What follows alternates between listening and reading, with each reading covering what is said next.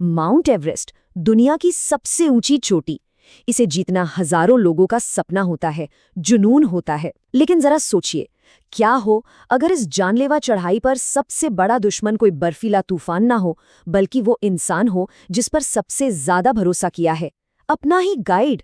क्या हो अगर जान बचाने का पूरा नाटक असल में एक बहुत बड़ी, सोची समझी साजिश निकले।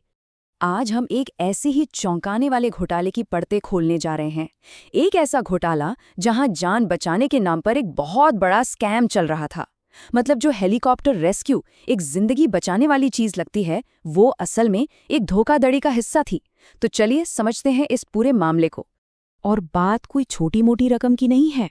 इस फ्रॉड से एक साल में कमाए गए $20 मिलियन, यानी भारतीय रुपए में देखें तो करीब करीब 200 करोड़ रुपए। और ये सब कैसे हुआ? पर्वतारोहियों के भरोसे का गलत इस्तेमाल करके। तो सवाल ये उठता है कि आखिर ये सब किया कैसे गया? तो देखिए, इस पूरे स्कैम की जड़ें ना एवरेस्ट की चढ़ाई की सबसे बड़ी मुश्किल से जुड़ी हैं। इन धोखेबाजों ने पर्वतारोहियों के सबसे बड़े डर का ही फायदा उठाया। चलिए पहले ये समझते हैं कि वो डर है क्या और कैसे उसे एक हथियार की तरह इस्तेमाल किया गया। अब देखिए, एवरेस्ट की चढ़ाई कोई मजाक नहीं है। करीब करीब 29,000 फीट की ऊंचाई पर हवा में ऑक्सीजन इतनी कम हो जाती है कि समुद्र के लेवल से 1/3 से भी कम रह जाती है। शरीर को इस माहौल में ढालने में, मतलब एक्लेमेटाइज होने में ही 2 महीने लग जाते हैं। और अगर जरा सी भी चूक हुई तो हो जाता है हाइपोक्सिया, मतलब शरीर में ऑक्सीजन की जानलेवा कमी। और बस यही वो डर है जिस पर यह पूरा का पूरा स्कैम बनाया गया था। तो इसी डर को बुनियाद बनाकर इस पूरे घोटाले की नींव रखी गई। और पता है सबसे हैरान करने वाली बात क्या है?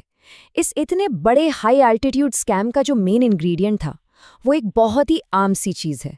इतनी आम कि शायद हम सबके किचन में मिल जाएगी। और वो चीज है बेकिंग सोडा। हाँ, वही बेकिंग सोडा जो हम केक या भटूरे बनाने में इस्तेमाल करते हैं। सोचिए, एक आम सी किचन की चीज दुनिया की सबसे ऊंची चोटी पर एक खतरनाक हथियार बन जाती है। अब ये काम कैसे करता था? इसे पर्वतारोही के खाने में चुपके से मिला दिया जाता था। अब जैसे बेकिंग सोडा केक या ब्रेड को फुलाता है ना, ठीक वैसे ही ये पेट में जाकर जबरदस्त गैस और सूजन पैदा कर देता था। अब पर्वतारोही को अचानक लगता है कि उसका पेट बहुत ज्यादा फूल गया है, सांस नहीं आ रही, और बस उसे लगने लगता है कि अब वो बचने वाला नहीं है।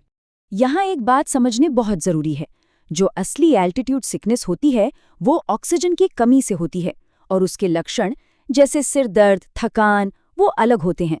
लेकिन बेकिंग सोडा से जो लक्षण पैदा किए जाते थे, मतलब पेट का फूलना, सांस में दिक्कत, वो इतने असली लगते थे कि पर्वतारोही को पक्का यकीन हो जाता था कि उसे फौरन मेडिकल हेल्प चाहिए। और बस यहीं से इनका असली खेल शुरू होता था।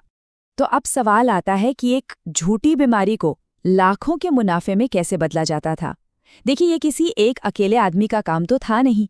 इसके पीछे एक पूरा का पूरा नेटवर्क काम कर रहा था। इसका पूरा प्रोसेस कुछ इस तरह था।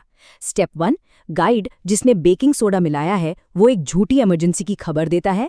स्टेप 2, एक हेलीकॉप्टर को रेस्क्यू के लिए बुलाया जाता है और पर्वतारोही को सीधे हॉस्पिटल ले जाया जाता है।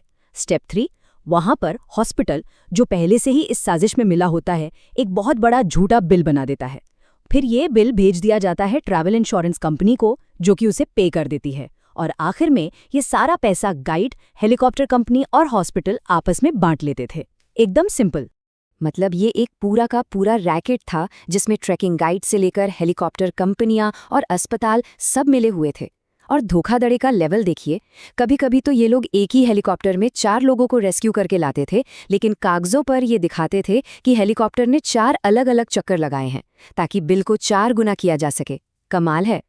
लेकिन कहते हैं ना, इतना बड़ा झूठ ज्यादा दिन तक छिप नहीं सकता। और वही हुआ। जल्द ही दुनिया भर की इंश्योरेंस कंपनियों ने एक अजीब सा पैटर्न नोटिस करना शुरू किया। उन्होंने देखा कि नेपाल से आने वाले हेलीकॉप्टर रेस्क्यू के क्लेम्स अचानक से बहुत ज्यादा बढ़ गए हैं। और बस यहीं से शक की पहली घंटी बज गई। तो साल 2018 में इस मामले की परतें खुलनी शुरू हुई। 2019 आते आते दुनिया की बड़ी बड़ी इंश्योरेंस कंपनियां पूरी तरह से अलर्ट हो गईं और उन्होंने अपनी तरफ से जांच शुरू कर दी। और जब इन कंपनियों ने ये धमकी दी कि वो नेपाल की यात्राओं का बीमा करना ही बंद कर देंगी, तब जाकर नेपाली सरकार पर दबाव बना और उन्हें इस पूरे रैकेट के खिलाफ एक्शन लेने के लिए मजबूर होना पड़ा। और जब जांच शुरू हुई ना, तो इस घोटाले का जो साइज सामने आया वो सच में चौंकाने वाला था। सिर्फ शुरुआती जांच में ही 171 केस फर्जी निकले, 171। ये नंबर दिखाता है कि ये धोखा कितना सिस्टमैटिक और कितना गहरा था, जहां भरोसे का फायदा उठाकर लोगों की जान और पैसे दोनों के साथ खेला जा रहा था। ये पूरी घटना एक बहुत ही बड़ा सवाल खड़ा करती है। सोचिए, जब कोई इंसान अपनी हिम्मत की हर हद पार करके दुनिया की सबसे ऊंची जगह पर पहुंचता है, तो वो अपने गाइड पर आंख बंद करके भरोसा करता है। वो गाइड उसकी लाइफलाइन होता है। लेकिन जब वही भरोसा टूट जाए, तो सवाल ये उठता है कि दुनिया की सबसे ऊंची चोटी पर आखिर किस पर भरोसा किया जाए।